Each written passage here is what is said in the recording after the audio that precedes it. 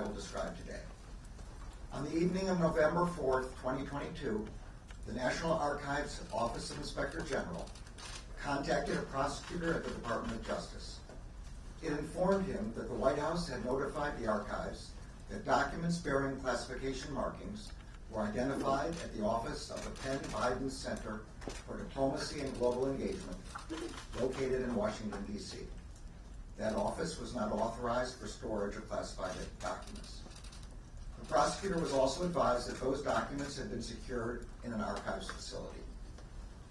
On November 9th, the FBI commenced an assessment consistent with standard protocols to understand whether classified information had been mishandled in violation of federal law. On November 14th, pursuant to Section 600.2b of the Special Counsel Regulations, I assigned U.S. Attorney Lausch to conduct an initial investigation to inform my decision whether to appoint a special counsel.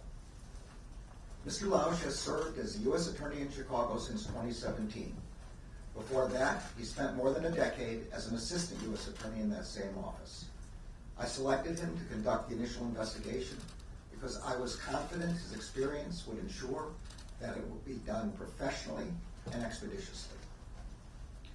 On December 20th, President Biden's personal counsel informed Mr. Lausch that additional documents bearing classification markings were identified in the garage of the president's private residence in Wilmington, Delaware. President Biden's counsel informed Mr. Lausch that those documents were among other records from the period of the president's service as vice president. The FBI went to the location and secured those documents. On January 5th, 2023, Mr. Lausch briefed me on the results of his initial investigation and advised me that further investigation by a special counsel was warranted. Based on Mr. Lausch's initial investigation, I concluded that, under the special counsel regulations, it was in the public interest to appoint a special counsel.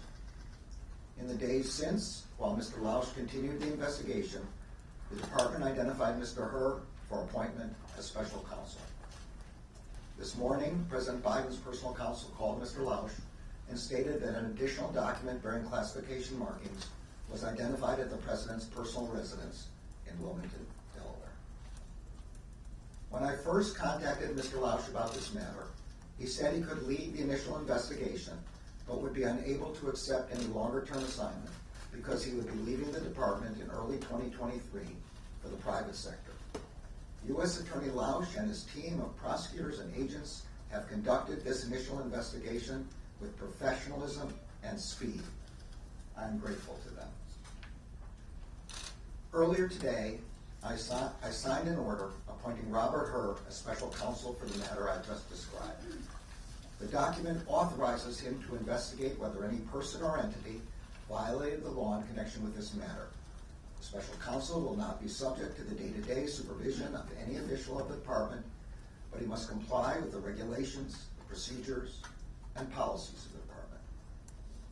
Mr. Herr has a long and distinguished career as a prosecutor. In 2003, he joined the department's criminal division, where he worked on counterterrorism, corporate fraud, and appellate matters. From 2007 until 2014, Mr. Herr served as an assistant U.S. attorney for the District of Maryland, where he prosecuted matters ranging from violent crime to financial fraud. In 2017, Mr. Herr rejoined the department as the Principal Associate Deputy Attorney General. In 2018, he was nominated and confirmed to serve as a U.S. Attorney for the District of Maryland. As U.S. Attorney, he supervised some of the department's more important national security, public corruption, and other high-profile matters. I will ensure that Mr. Herr receives all the resources he needs to conduct his work. As I have said before, I strongly believe that the normal processes of this department can handle all investigations with integrity. But under the regulations, the extraordinary circumstances here require the appointment of a special counsel for this matter.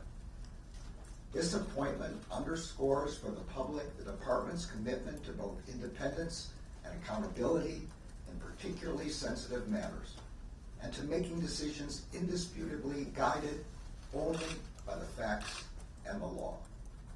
I am confident that Mr. Herr will carry out his responsibility in an even-handed and urgent manner and in accordance with the highest traditions of this department.